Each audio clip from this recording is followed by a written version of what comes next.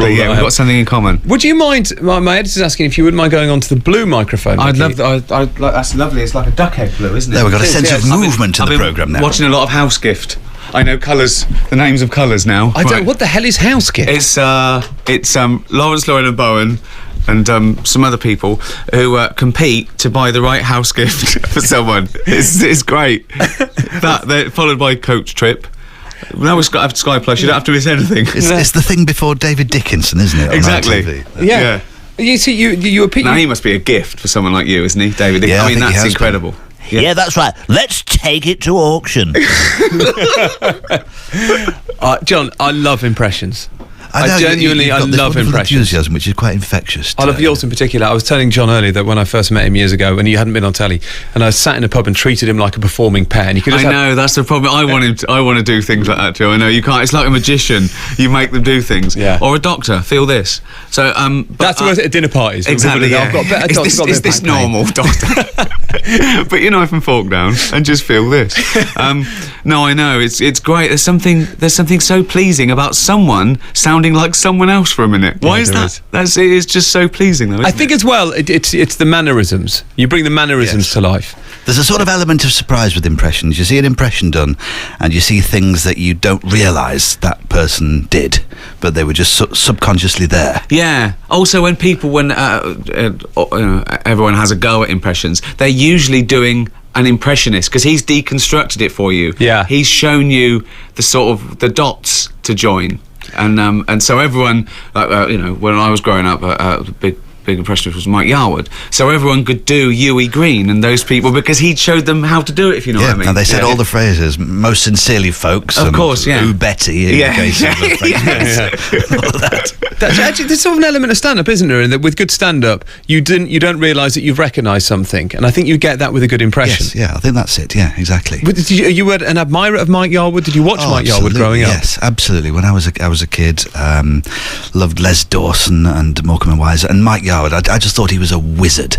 The way that he could just be all these different characters and those larger-than-life politicians that he would impersonate. Which you had in the 80s that you don't have now. Reagan and Thatcher and David Steele and people like that. I remember the one he used to, "Oh, Mary, come in here and listen to this." Right, now, I doubt Harold Wilson ever said that, but that was the catchphrase that everyone could do because of Mike Yarwood, yeah. Do you know, I've never heard that impression before. I don't remember that impression. Well, no, you're way too young. This was like 1975, I think.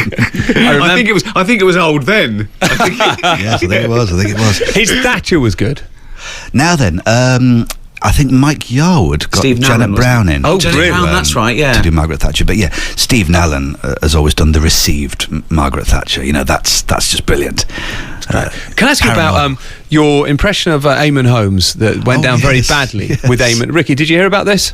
I think I did. Didn't he? He was objected to being called fat or something. Yeah. John, what happened? Explain to Ricky. Well, yeah, we did these sketches whereby Eamon was mistaking things for food, and he mistook Frankie Dettori for a gingerbread man and ate him, and mistook the sofa for a cake and ate that, and that's what we did, and we thought it was quite clowny and quite silly, and when we heard he was upset, we thought, we never intended to do that. No. Shame. I think sort of getting lawyers to sort of sort it out was perhaps a bit, What do you mean he got? What do you mean he got lawyers to sort it out? What was his objection, though? It was not nice. It was embarrassing. Something like that. I think it was really just a running gag, which was just maybe two more times that I can't. Well, I'm stuttering here.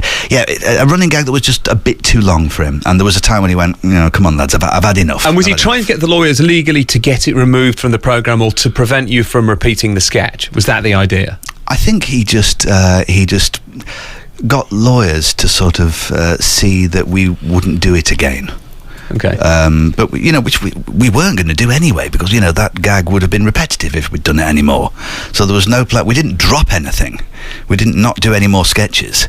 But I suppose he must have just thought, I'll keep out of it. I'll keep it sort of. I'll be detached. So we'll just take the official line there. I'll keep out of it. The only reason I brought this up was so that you would do an Eamon Holmes impression. Well, that's the thing. I mean, the sketches were a bit. The sketches so you put him through all that on air.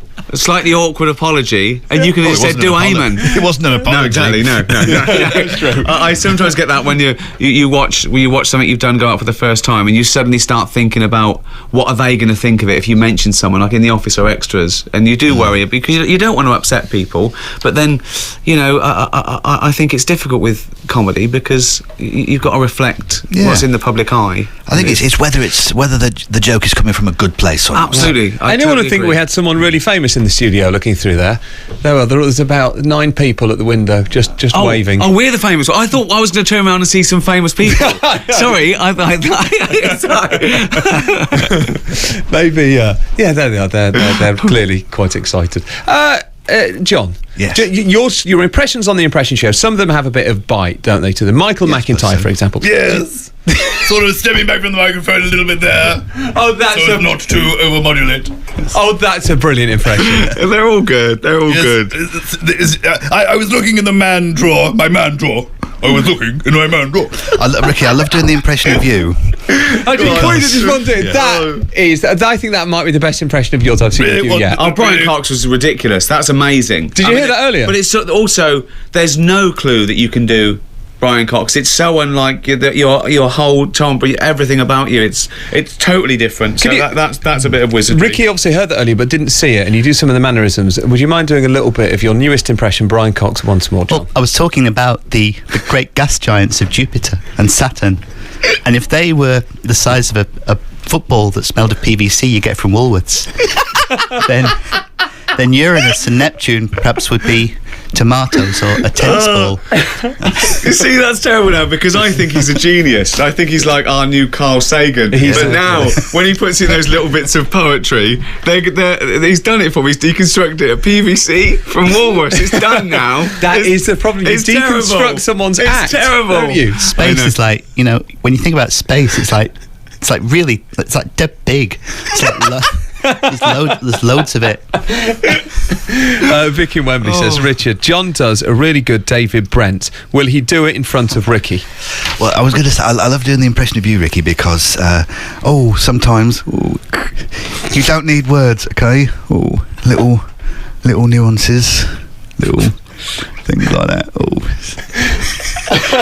Creepy, isn't it? It's weird, isn't it? That was quite a challenge doing the impression next to the person, but then it's sort of helpful because you're sort of there and I can have a look and I know. that. What? So when you were studying Ricky, when you were watching a bit of footage of him, what were the sort of essential ingredients then that you picked out? Okay, nuances, little movements, like that one. Sort of words at that level, going back to sort of there. Do you recognise that? Yeah. I always think it's more Brent than me, but then that's me trying to keep my ego intact because I think that you can distance yourself if he's doing a comedy character you invented as opposed to you. Yes. It's remarkable. It's just great. John, thank you so much for coming in. Great pleasure. Don't go anywhere. I'm going to do a little picture of you both for Twitter during the travel, but that was magic. Thank you so much. And the Sky at Night, so you're on the 700th edition, featuring Brian Cox as well. Yeah. And Ricky, have you got any impression requests just before John goes? Anything you'd like him to do whilst we're going for another minute? I thought he was going to do Patrick Moore when you said Sky at Night, but Brian's taken over from that, hasn't he now? Well, so Patrick Moore is sitting at the centre of the panel of this programme, answering the questions and saying some wonderful astronomical phrases, like the fountains of Enceladus. Quite fascinating. They shouldn't be there, but they are. The reason? You just don't know. Lovely. I've just taken a great picture of you, Ricky, enjoying John doing that impression. John, thank you so much. And it's on BBC 4, so the extended edition is on BBC 4, isn't it? 7:30 tomorrow. 7:30 tomorrow. Thank you, John. Great pleasure, thank you. There's Jon Culshaw. More with Ricky Gervais in a moment. 85058, bacon@bbc.co.uk if you have your own questions. Lindsay Hipgrave, travel-wise, what's happening out there? Well, at the M6, there are 3 lanes closed southbound at Junction 10 Walsall following an accident. That's causing long delays. Queuing back to Junction 11 at Cannock. Delays of up to an hour at the moment. Also on the M6, both ways, the outside lane is closed at Junction 11A. That's at the M6 toll. A vehicle's gone through the central reservation there. Just hearing that the M1 is partly blocked southbound in the roadworks area between Junction 11 at Dunstable and 10 at Luton Airport because of a broken down van.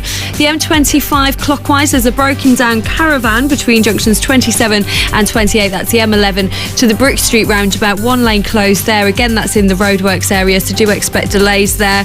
The A12 is still closed northbound in Bow because of an oil spillage between